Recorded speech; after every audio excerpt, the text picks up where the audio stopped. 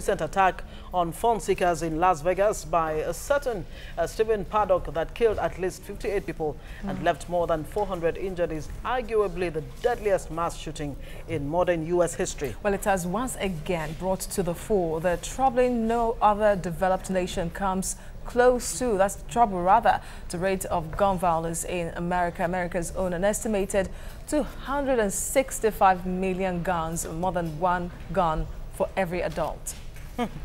Yes, indeed. Well, Temitope Olodo is now joining us via Skype from the UK. Good morning and thanks for joining us.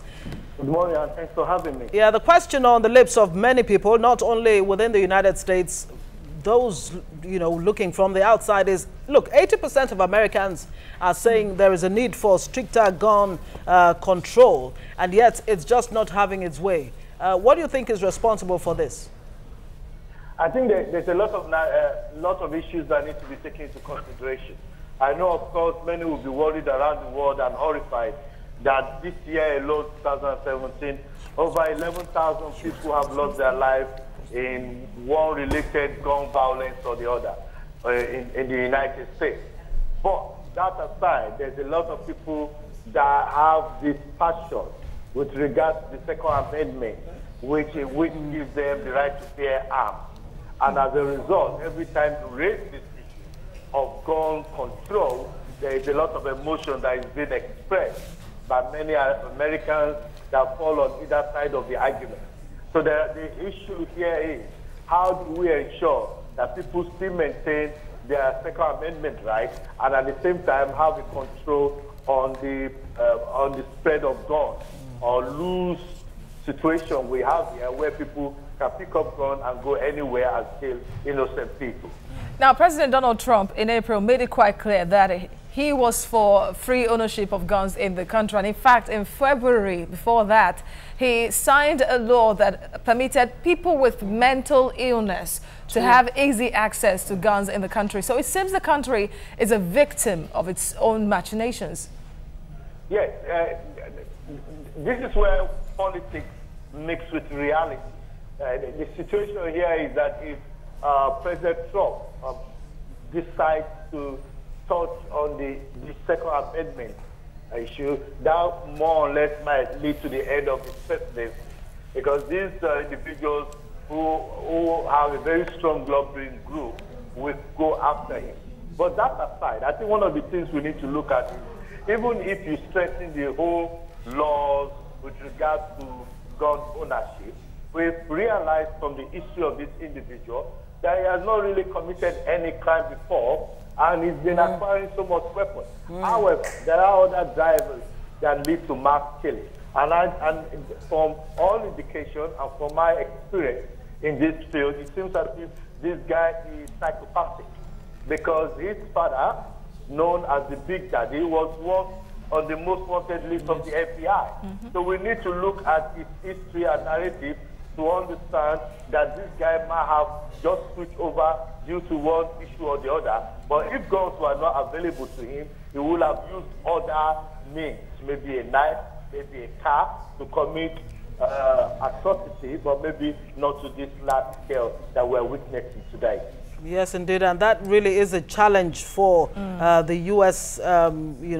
Security system, where checks would allow a person with his background to just go, without raising any eyelid. Now, Trump says that gun laws will be reviewed very soon. How far do you think he can go with the NRA and all the others who are for gun ownership? If I was advising President Trump today, I think the first point is to look at education. There are lots of people that are worried that if they allow government to interfere with their Second Amendment rights, that it will not stop at just putting in basic restrictions, but it will go far, it will go to the extent of restricting their rights. Their constitutional rights. And that's the reason why I think the first point is to start with education, to get the younger generation, to discourage the younger generation from being interested in carrying arms. And I think it's important to change the narrative. The reason why the Second Amendment was there was in case if there was a war, individuals to be able to carry arms to protect the state. It wasn't meant for individuals to carry arms to fight each other. So, and I think this is where we need to change the narrative, change the story, and start looking at how the new generation will move away from it. So a few thousand years ago in Africa, many people believe that marrying 10, 15 wives is the best way of moving forward. But with education, we now have people that are sticking to one wife, one man, one woman. And it's those type of change of narrative, change of the mindset that I think is the best way forward in dealing with this menace that we have found ourselves. But we all know that the issues of gun control in the United States is a touchy one, it's very sensitive. Regardless of violence activities, at any point in time, arguments for gun ownership always win the day. So what kind of orientation would you suggest now to Republicans who have so far kind of been tacky in their approach to gun control so far, while Democrats are pushing for effective action against it? I think one of the arguments, and you could see even from the incident that happened on the horrible incident that happened on Sunday night, was that immediately the man or the diabolical man decided to start shooting people that were involved or that got caught up in this situation. Where actually some of them were saying they were looking at ways to escape, to get to their car, to get their gun. That is the mindset.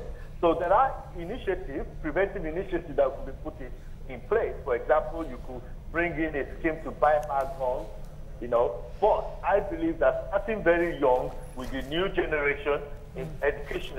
All right, Temitope, we'll have to stop it there because of time. Thank you very much, Temitope Olodo, for your analysis. You spoke to us from London. You're a preventive terrorism expert. Thank you for joining us on the show.